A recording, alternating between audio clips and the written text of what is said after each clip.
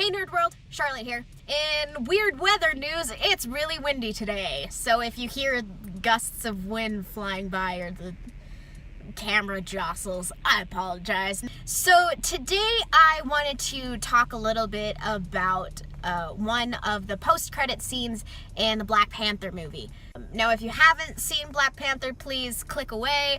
I don't want to spoil anything for you. The post-credit scene that I want to talk about is actually with Bucky and Shuri when he's coming out of his little hut ready to talk, and they're discussing kind of his mental health and everything.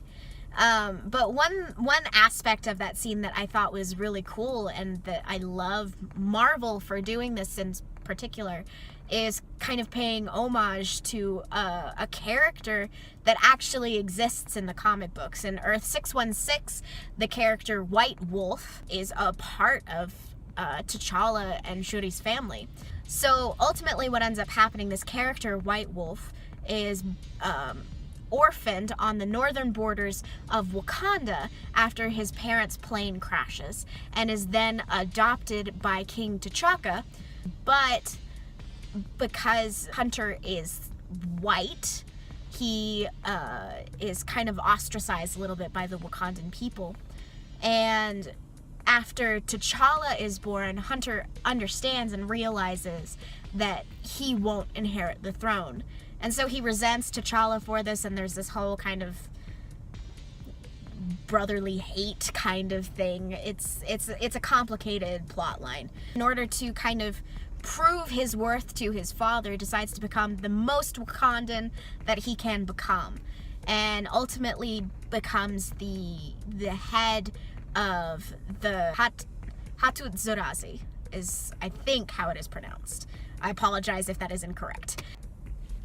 Okay, so it's so the Hattusarazi is basically the male version of the Dora Milaje.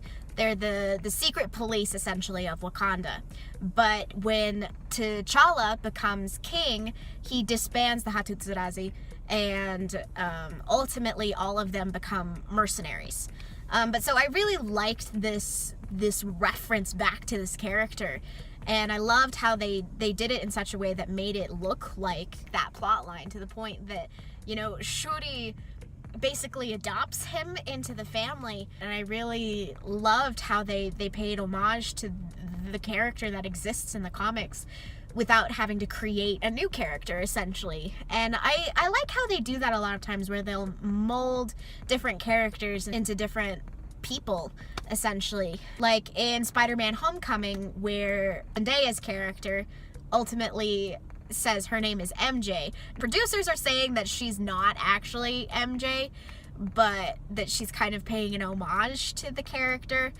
And Zendaya herself too has said, "I'm not playing MJ, my character is Michelle." I personally don't think that her character is MJ, just because in the Spider-Man comic books, MJ is this very outgoing, very personable, she wants to be an actress, she's very much a party girl. And Zendaya's character Michelle ultimately is not. She's the type of person that brings a book to a party and doesn't like talking to people. I do think that they might introduce MJ into this series, but I really have no clue. But so anyways, I really like how they pay homage to certain characters, and that they are able to find ways to incorporate these smaller, not as important characters into other major characters, so that it doesn't get as crowded, because we're already crowded as it is. Like with Avengers Infinity Wars, they're saying that there's something like 50 superheroes in one film, and it's blowing my mind, and I'm so excited for it. So that was my rant for today.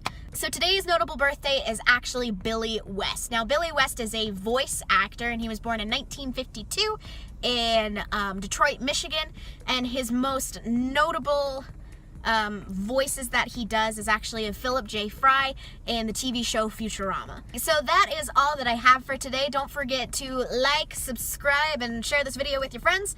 Hope you guys have a wonderful day, and we'll see y'all later.